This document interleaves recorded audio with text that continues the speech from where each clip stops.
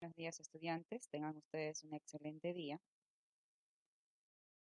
La clase del día de hoy tiene como tema la reproducción y el objetivo es entender los riesgos de una paternidad prematura según su proyecto de vida, partiendo del análisis de las etapas de la reproducción humana, la importancia del cuidado prenatal y la lactancia. Reproducción. ¿Sabían que la capacidad que tienen los seres vivos para multiplicarse ha generado un gran número de especies en el planeta Tierra? Se estima que existen aproximadamente 10 millones de especies, de las cuales solo se han descrito cerca de 1.8 millones. Cada una se conforma de individuos con características muy similares entre sí y son capaces de producir descendencia. En el salón o en la sala de Zoom, con sus compañeros, vamos a hacer ciertas preguntas, entre ellas, ¿cómo creen ustedes que se produjo esta cantidad de especies diferentes? ¿O qué efecto crees que tengan las condiciones ambientales sobre las especies? Pero bien, vamos a conocer qué es la reproducción. La reproducción es un proceso biológico que permite la creación de nuevos organismos, siendo una propiedad común de todas las formas de vida conocidas. Las modalidades básicas de reproducción se agrupan en dos tipos que reciben los nombres de reproducción sexual y reproducción asexual. Tenemos aquí nosotros un video, bueno, o más bien un GIF acerca de una reproducción asexual y en este caso reproducción sexual, que es un poco más compleja. La reproducción es una de las funciones esenciales de los seres vivos, que asegura la supervivencia de los organismos a lo largo del tiempo, dando lugar a nuevos individuos semejantes a ellos mismos. Mediante la reproducción de un organismo, origina una célula o un grupo de células que tras un proceso de desarrollo da origen a un nuevo organismo de la misma especie, posibilitando la supervivencia de la misma. Vamos al libro en la página 54 y podemos ver que la reproducción es una de las funciones básicas de la vida en la que una especie es capaz de generar nuevos individuos con mismas características. Estos organismos pueden ser idénticos, incluso hasta similares a sus progenitores en cuanto a su estructuras, funciones y de hecho su ciclo de vida. Pero para entender un poco más acerca de la reproducción, vamos a ver un siguiente video.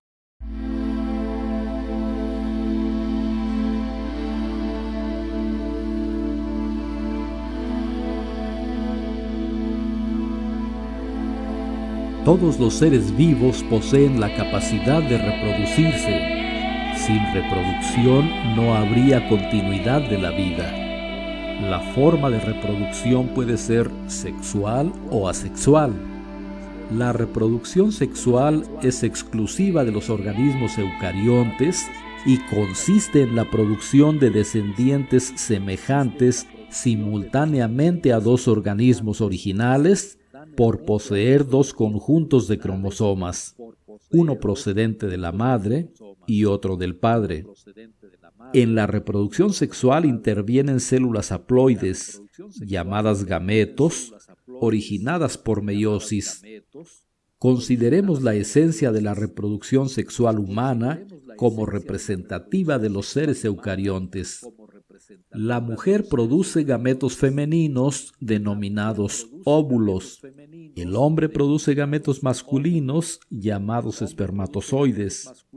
La clave de la reproducción sexual es la fecundación, que consiste en la fusión de un óvulo y un espermatozoide para formar una célula diploide llamada cigoto, la cual tiene la capacidad de formar un ser humano completo mediante ciclos de división celular. La reproducción asexual es la producción de descendientes idénticos a un organismo original por no haber intercambio de ADN con otro organismo. Todos los procariontes, muchas plantas y diversos hongos se reproducen asexualmente. Las principales formas de reproducción asexual son fisión binaria, gemación, esporulación y reproducción vegetativa. 1. En la fisión binaria, conocida también como bipartición, una célula se divide en dos células hijas. La mayoría de los procariontes se reproducen por fisión binaria, que consiste esencialmente en replicación, segregación y partición. 2. En la gemación se forman brotes en la membrana plasmática. Algunos organismos eucarióticos unicelulares, como levaduras, se reproducen por gemación. Un brote contiene un núcleo mitótico y una pequeña porción de citoplasma.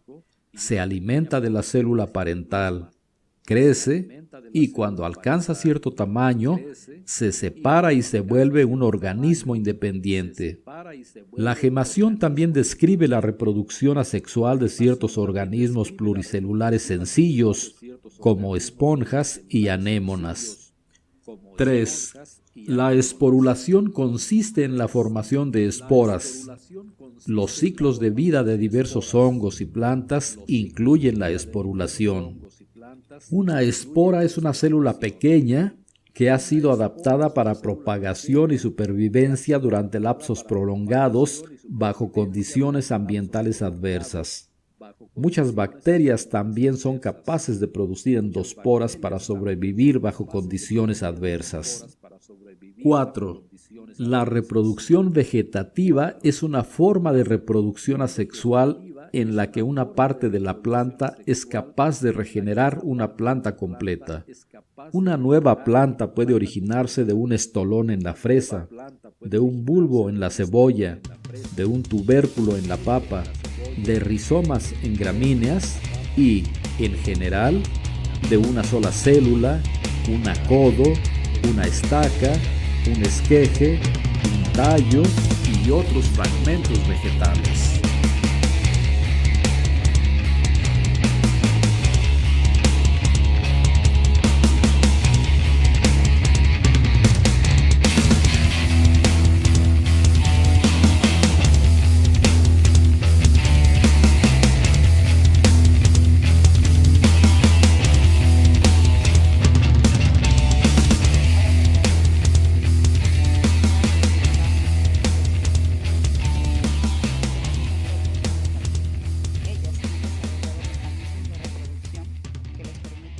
Millones de individuos idénticos a partir de una primera célula en tan solo un par de horas.